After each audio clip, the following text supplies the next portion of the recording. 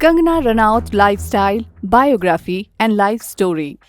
Hello friends, आज हम बात करेंगे एक ऐसी बॉलीवुड एक्ट्रेस की जिनकी पहचान उनकी एक्टिंग से तो है ही, साथ ही वो बॉलीवुड माफियाओं को एक्सपोज करके सामने लाने वाली एक ब्रेव एक्ट्रेस भी बोली जाती हैं। कंगना ही वो एक्ट्रेस हैं जिसने सुशांत केस की सीबीआई जांच करने की पहली आवाज उठाई थी। कंगना अपनी मूवी अपने दम पर हिट कराने के लिए भी जानी जाती हैं। आज कंगना लाखों दिलों पर राज करती है। कंगना बोलती हैं कि मैंने इस इंडस्ट्री में जितना सहा है और मेरी जगह और कोई होता तो शायद आत्महत्या कर लेता। इस वीडियो में हम कंगना के संघर्ष से सफलता तक की पूरी कहानी सुनाएंगे और बताएंगे कि वो कैसे 16 साल की उम्र में घर छोड़कर मुंबई पहुंची। मुंबई में शुरुआत में कैसे आदित्य पंचोली ने उनको कैद करके रखा, वो वहां से कैसे छूटी। इसके अलावा हम उनकी ऋतिक रोशन के साथ प्यार से नफरत होने तक की पूरी कहानी सुनाएंगे। तो चलिए वीडियो शुरू करते हैं।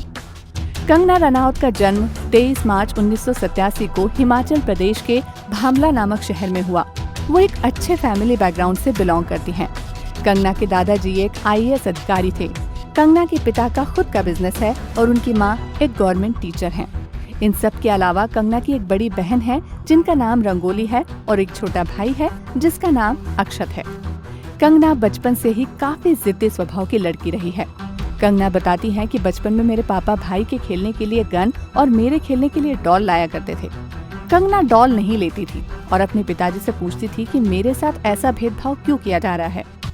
कंगना के घर में भी लड़कियों को एक आम भारतीय घर की लड़कियों की तरह रखा जाता था, मतलब उनका पढ़ना लिखना और लड़की होने की याद दिलाना, जिससे वो शादी के बाद अपने पति के साथ अच्छे से रह सकें। कंगना को ये बर्ताव देखकर बहुत गुस्सा आता था। वो बोलती है कि घर पे सबको रूम मिले हुए थे।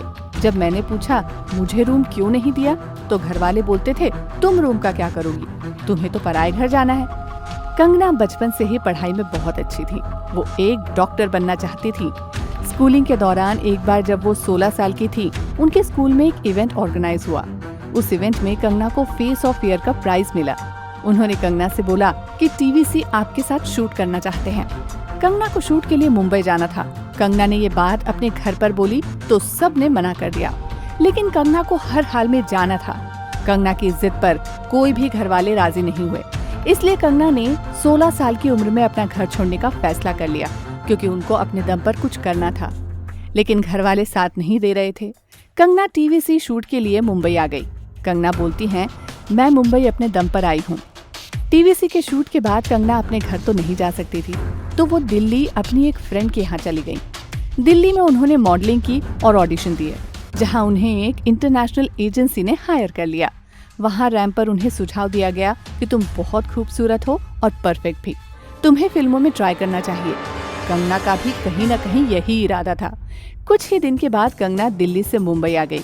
मुंबई में कंगना एक लड़कियों के हॉस्टल में रहने लगी और अपना खर्चा और एक्टिंग के क्लास की फीस के लिए कुछ काम भी करने लगी। लड़कियों के हॉस्टल में एक लड़की थी डॉली खान, जो कुछ बॉलीवुड के लोगों को जानती थी। उस लड़की ने कंगना को आदित्य पंचोली से मिलने को बोला। कंगना की उम्र काफी कम थी तो उन्हें हर चीज की समझ नहीं थी। डॉली खान की बात मानकर कंगना आदित्य पंचोली से मिली और खुद को इंट्रोड्यूस किया।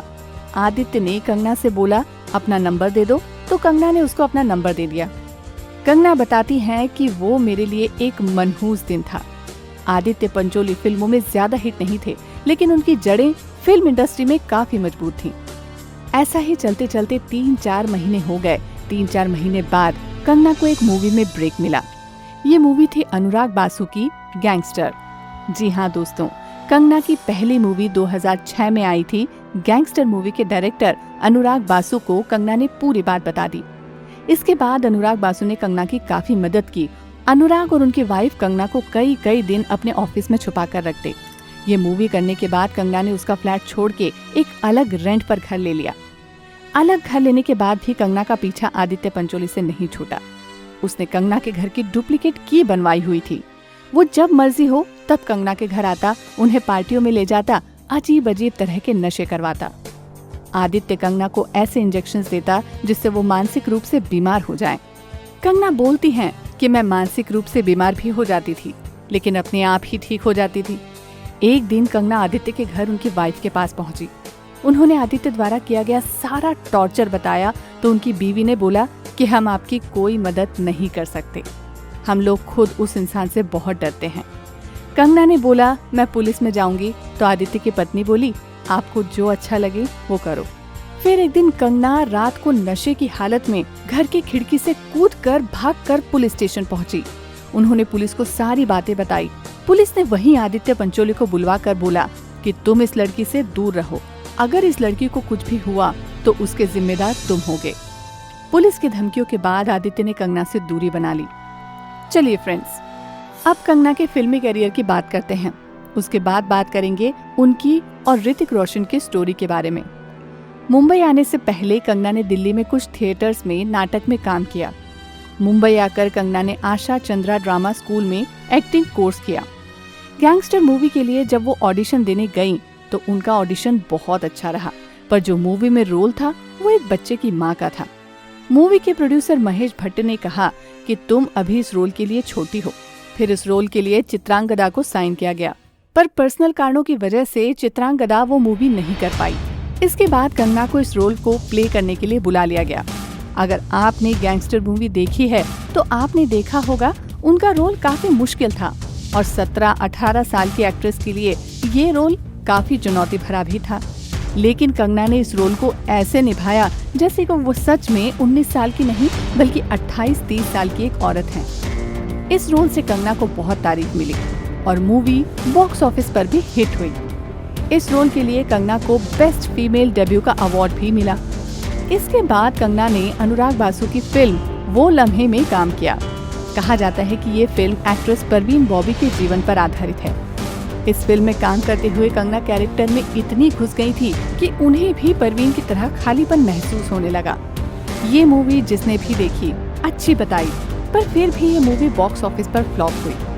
इसके बाद उन्हें राज द मिस्ट्री कंटिन्यूअस में काम मिला।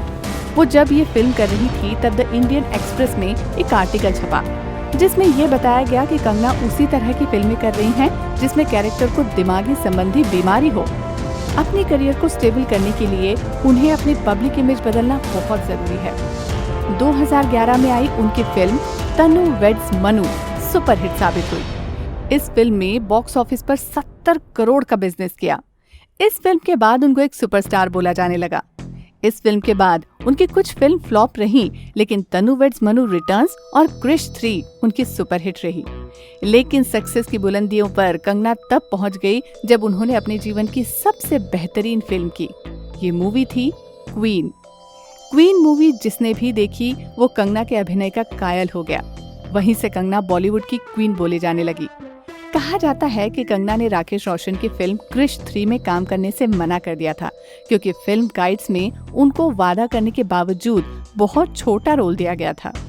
कंगना ने मूवी करने से मना कर दिया, लेकिन ऋतिक रोशन की काफी रिक्वेस्ट के बाद उन्होंने वो फिल्म कर ली, जो कि एक ब्लॉकबस्टर साबित हुई। कंगना की क्वीन मूवी उन्होंने अपने दम पर सुपरहिट कराई थी।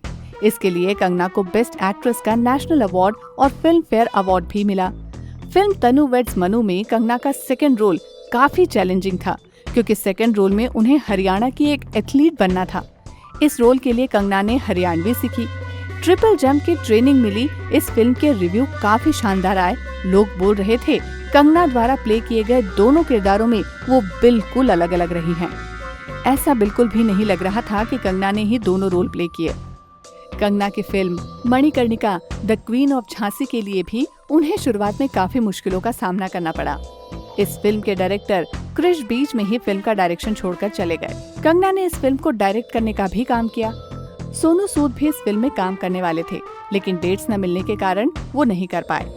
कंगना ने अपनी पढ़ाई पूरी नहीं की, इसलिए वो इंग्लिश में बहुत अच्छी नहीं रही हैं। कंगना को उनके कमजोर इंग्लिश के लिए काफी मजाक का सामना भी करना पड़ा था। चलिए दोस्तों, अब बात करते हैं ऋतिक कंगना के लव अफेयर से लेकर लड़ाई होने तक की पूरी कहानी की। ऋतिक और कंगना की पहली मुलाकात काइट मूवी के दौरान हुई, लेकिन क्रिश 3 मूवी के दौरान उनकी लव स्टोरी शुरू हुई। कंगना के मुताबिक वो ऋतिक से बहुत प्यार करने लगी थी। जब कंगना और ऋतिक से इस रिश्ते के फ्यूचर के बारे में बात होती तो ऋतिक ने कहा कि हम लोग शादी कैसे कर सकते हैं, तुम्हें पता है मैं पहले से शादीशुदा हूँ। कुछ दिन बाद ऋतिक की वाइफ ऋतिक को डिवोर्स देने लगी। ऋतिक ने कंगना से बोला कि अब तो सब क्लियर है, हम लोग शादी कर लेंगे। कंगना ने कहा ठीक है, जैसे ही तुम्हारा डिवोर्स हो जाएगा हम लोग शादी कर लेंगे। वो दोनों शादी को तैयार थे। उन्हीं दिनों ऋतिक की मूवी बैंग बैंग की शूटिंग शुरू हो गई। बताया जाता है कि बैंग बैंग की शूटिंग के दौरान ऋतिक और कैटरीना एक दूसरे के काफी करीब आ गए थे। कंगना ने जब ये बात सुनी तो उन्हें यकीन नहीं हुआ।